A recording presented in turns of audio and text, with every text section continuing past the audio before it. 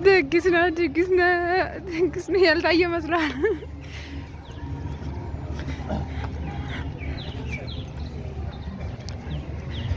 እስክስኔ አበባ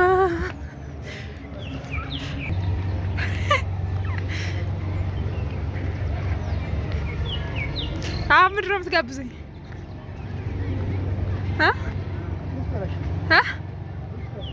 ምን ደስ ያለሽን ቆጮ በቁርጥ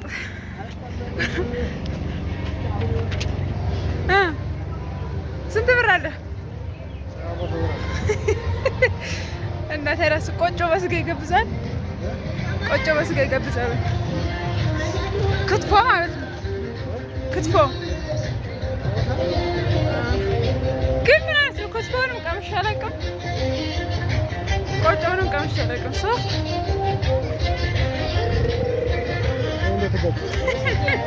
አልገጭም ነው